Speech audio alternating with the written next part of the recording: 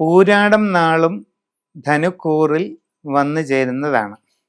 4ലേക്കാണ് ശനിയുടെ മാറ്റം. വിചാരിക്കുന്നത് പോലെ അത്ര അനുകൂലമല്ല. എല്ലാ കാര്യങ്ങളിലും ഗുണകരമായിട്ടുള്ള അനുഭവങ്ങൾ ഉണ്ടാകണമെന്നുമില്ല. അപ്രതീക്ഷിതമായ തടസ്സങ്ങൾ പല കാര്യങ്ങളിലും അനുഭവപ്പെടാം.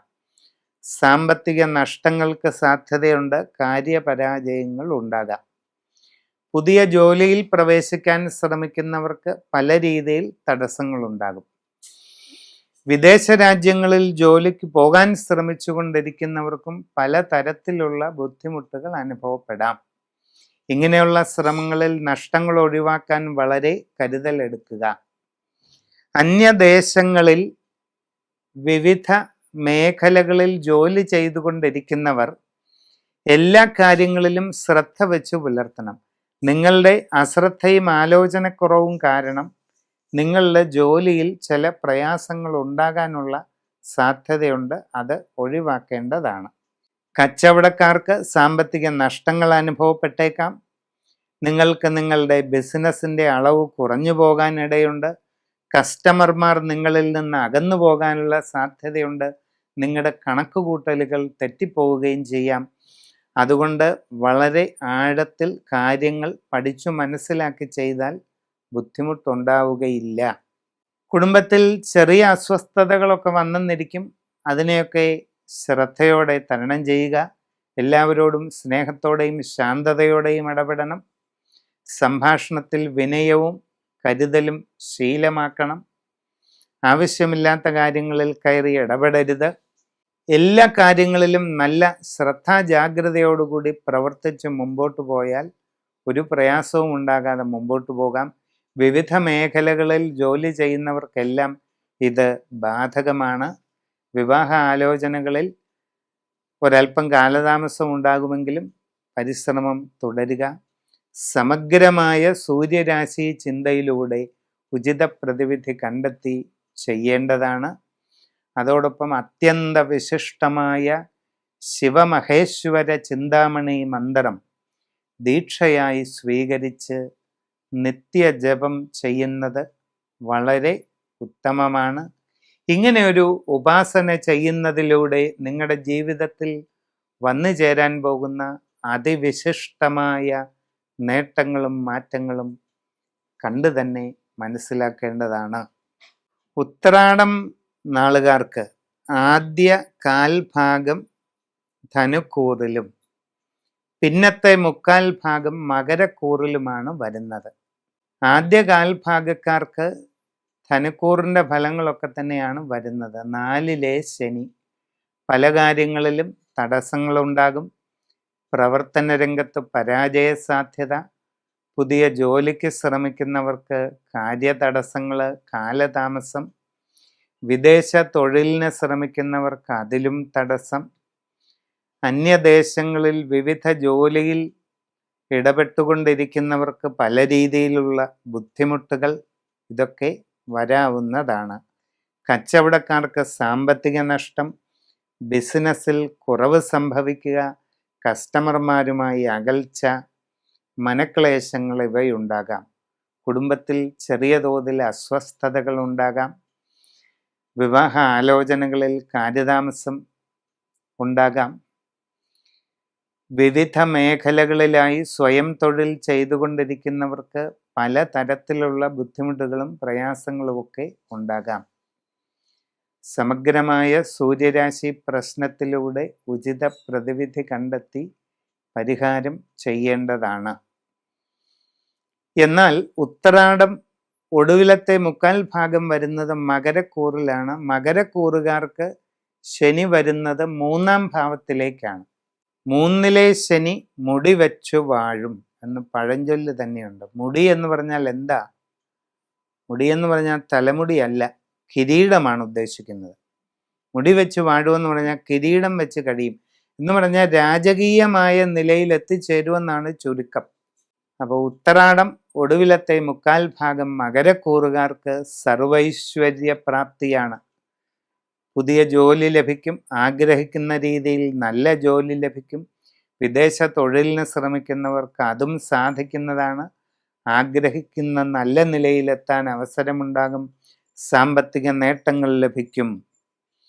അന്യദേശങ്ങളിൽ വിവിധ മേഖലകളിൽ ജോലി ചെയ്തുകൊണ്ടിരിക്കുന്നവർക്ക് സ്ഥാനക്കയറ്റം, ശമ്പള വർധനവ്, കൂടുതൽ സൗകര്യങ്ങൾ, ആഗ്രഹിക്കുന്ന രീതിയിൽ നല്ല വാഹനം, വാസസ്ഥലം ഇതെല്ലാം ലഭിക്കുന്നതിനുള്ള സാധ്യതയുണ്ട്.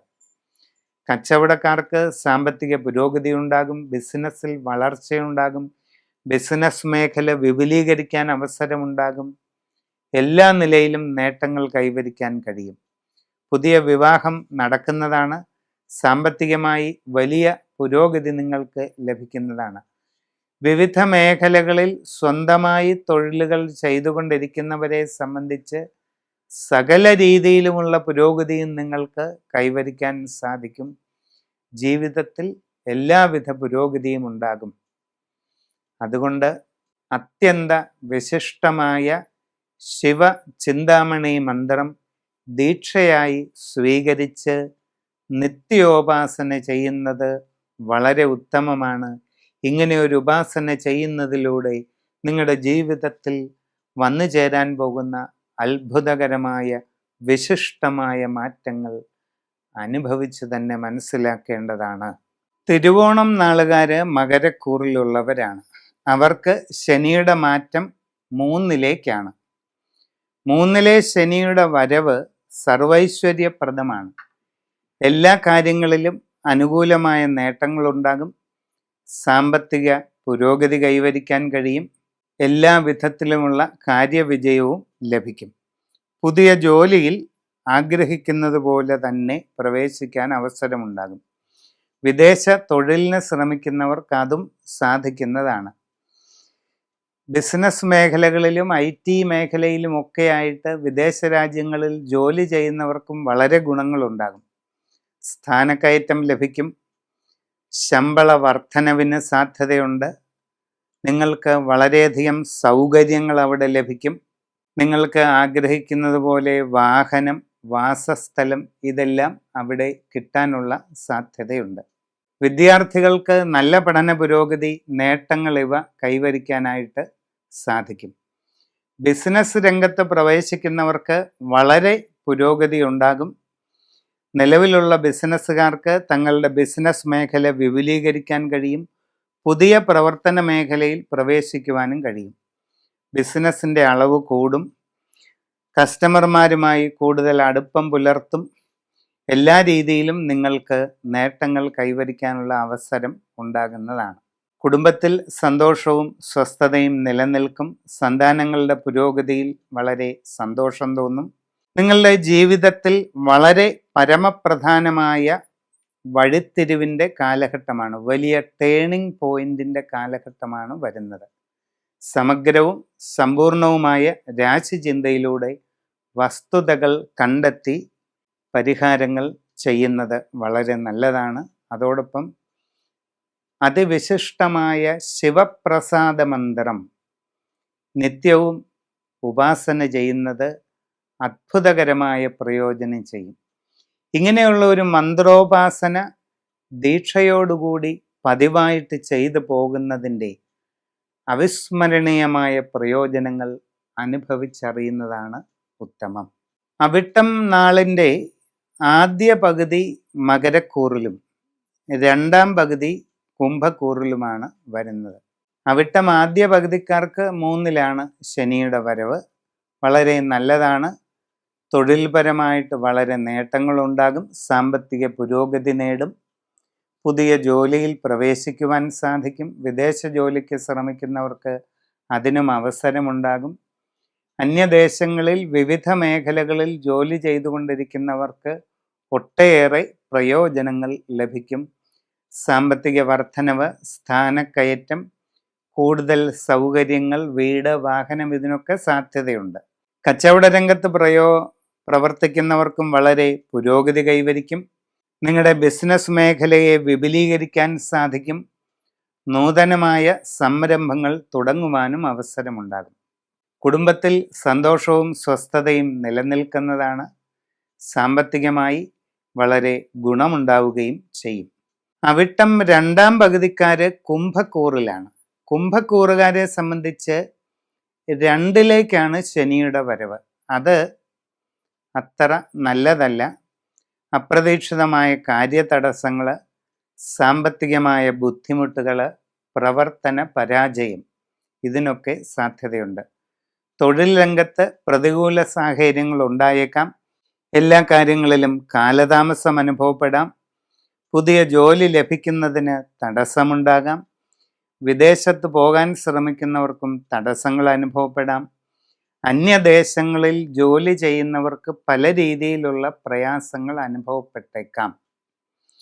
കച്ചവട രംഗത്ത് പ്രവർത്തിക്കുന്നവർക്ക് നഷ്ടങ്ങൾക്ക് സാധ്യതയുണ്ട്. നിങ്ങളുടെ ബിസിനസ് മേഖലയെപ്പറ്റി ശരിക്കും പഠിച്ചു മനസ്സിലാക്കി ശ്രദ്ധയോടെ മുമ്പോട്ട് പോവുക. വിവിധ മേഖലകളിൽ സ്വന്തമായി തൊഴിൽ ചെയ്യുന്നവർക്കും പല പ്രയാസങ്ങളും ഉണ്ടാകാം. സാമ്പത്തിക നഷ്ടങ്ങൾ, കാര്യപരാജയങ്ങൾ, ഇതൊക്കെ വരാം. നിങ്ങൾ നിങ്ങളുടെ കർമ്മരംഗത്തെപ്പറ്റി ആഴത്തിൽ മനസ്സിലാക്കി വേണ്ടത് ചെയ്ത് മുമ്പോട്ട് പോകണം. ചുരുക്കത്തിൽ ഏത് മേഖലയിൽ പ്രവർത്തിക്കുന്നവരായാലും വളരെ ശ്രദ്ധാപൂർവം സാഹചര്യങ്ങൾ പഠിച്ചു മനസ്സിലാക്കി വേണ്ടത് ചെയ്താൽ വലിയ പ്രയാസമില്ലാതിരിക്കും. കുടുംബത്തിൽ ചെറിയ സ്വസ്ഥതക്കുറവൊക്കെ ഉണ്ടാകും. സംഭാഷണത്തിൽ വേണ്ടത്ര വിനയവും മിതത്വവും ശീലിക്കുക. എല്ലാവരോടും ശാന്തതയോടെയും സ്നേഹത്തോടെയും ഇടപെടുക. എല്ലാ കാര്യങ്ങളും ജാഗ്രതയോടെ ചെയ്യുക. സമഗ്രവും സമ്പൂർണവുമായ സൂര്യരാശി ചിന്തയിലൂടെ ഉചിത പ്രതിവിധി കാണുന്നത് ഉത്തമമാണ്. അതിവിശിഷ്ടമായ ശിവമൃത്യുഞ്ജയ മന്ത്രം ദീക്ഷ സ്വീകരിച്ച് നിത്യവും കൃത്യനിഷ്ഠയോടെ ജപിക്കുന്നത് വളരെ പ്രയോജനം ചെയ്യും. ഇങ്ങനെ ഒരു മന്ത്രോപാസനയിലൂടെ നിങ്ങളുടെ ജീവിതത്തിൽ വരാൻ സാധ്യതയുള്ള വിസ്മയമായ മാറ്റങ്ങൾ അനുഭവിച്ച് തന്നെ അറിയേണ്ടതാണ്.